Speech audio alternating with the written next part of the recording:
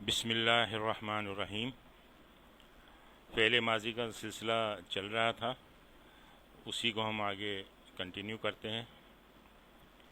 ماضی معروف ہم نے پڑھا، اس میں فاعل جانا پہچانا ہوتا ہے۔ اس کی مثال دیکھیں، قرأ القرآن، پڑھا اس نے قرآن کو۔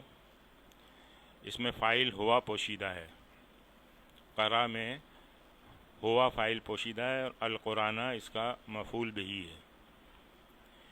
اسی طرح سے قرأ الولد القرآن، اب یہاں پہ الولد فاعل ظاہر ہو گیا ہے اور القرآن اس کا مفعول ہے۔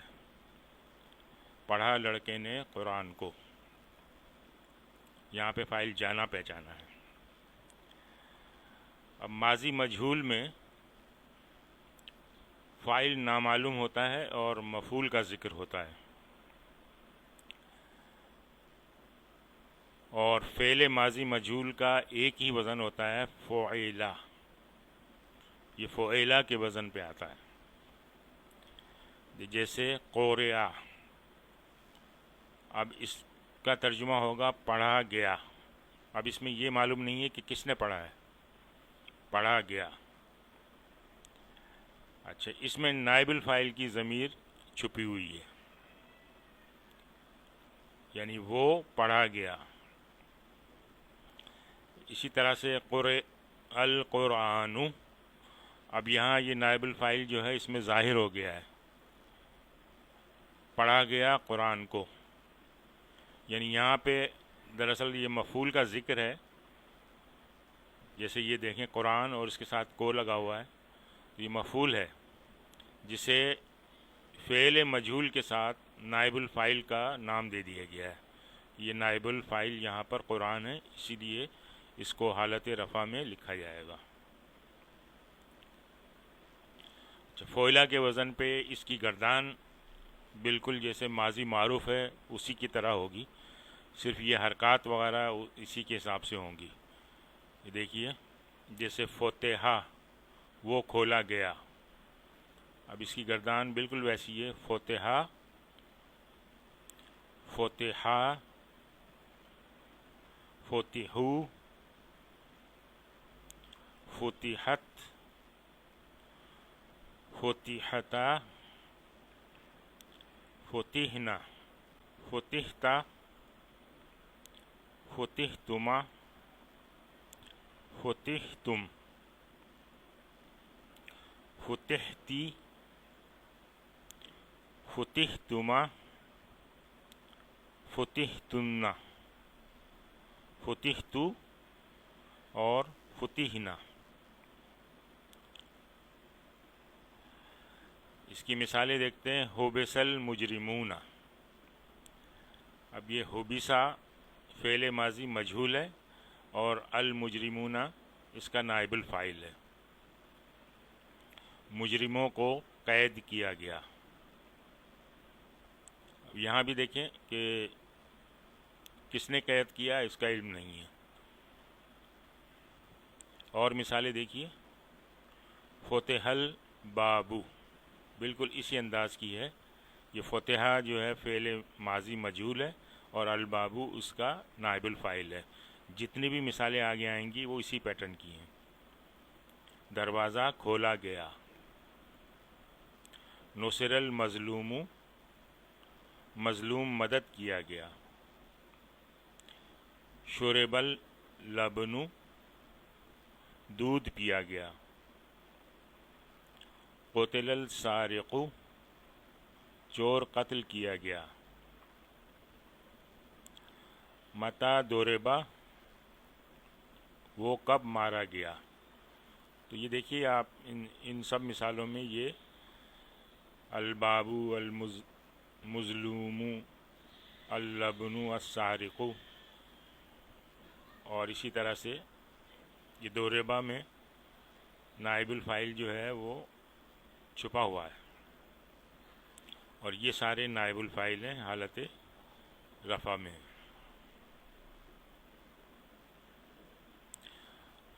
اور مثالیں دیکھتے ہیں، افلا ینظرون الی الابل کیف خلقت، اب اب یہ خلقت جو ہے چوتھا صیغہ ہے، اس لیے کہ الابلی مؤنث ہے اور یہ مجہول ہے۔ کیا وہ نہیں دیکھتے اونٹوں کی طرف کیسے پیدا کیے گئے؟ وَإِلَى السَّمَاءِ كَيْفَ رُفِعَتْ، یہ ماضی مجہول ہے، رفعت، اور آسمان کی طرف کہ کیسے اٹھایا گیا۔ وَإِلَى الْجِبَالِ كَيْفَ نُصِبَتْ، یہ نصبت ماضی مجہول ہے، اور پہاڑوں کی طرف کہ کیسے گاڑے گئے۔ وَإِلَى الْأَرْضِ كَيْفَ سُطِحَتْ، سُطِحَت یہاں پہ ماضی مجہول ہے، اور زمین کی طرف کہ وہ کیسے بچھائی گئی۔ یہ چند مثالیں تھیں قرآن میں سے۔ اچھا، المتعدی الی المفعولین، ایسے متعدی افعال جنہیں بات مکمل کرنے کے لیے دو مفعول کی ضرورت ہو تو وہ المتعدی الی المفعولین کہلاتے ہیں۔ مثال کے طور پر حسب حامد محمودن، حامد نے محمود کو گمان کیا۔ اب یہاں بات مفہوم نامکمل سا ہے کہ حامد نے محمود کو گمان تو کیا، لیکن کیا گمان کیا، بات پوری واضح نہیں ہو رہی۔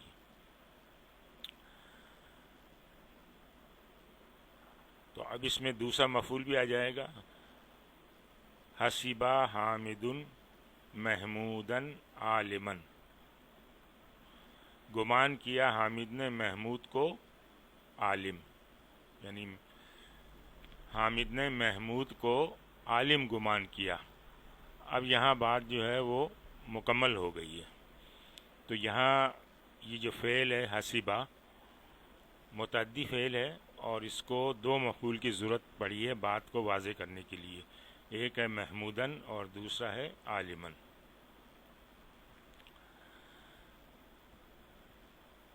اچھا، ماضی معروف سے ماضی مجہول بنانے کے لیے دو مفعول والے متعدی مجہول فعل سے فاعل کو ہٹا دیں۔ یعنی اگر ہمیں ماضی مجہول بنانا ہے ماضی معروف سے ایسے فعل کے لیے جس کے لیے دو مفعول چاہیے، تو اس میں ہم کیا کریں گے کہ فاعل کو ہٹا دیں گے اور پہلے مفعول کو نائب الفاعل بنا دیں گے، یعنی وہ مرفوع حالت میں ہوگا، اور دوسرے مفعول کو جو کہ منصوب ہے آلریڈی اس کو کچھ نہیں کریں گے۔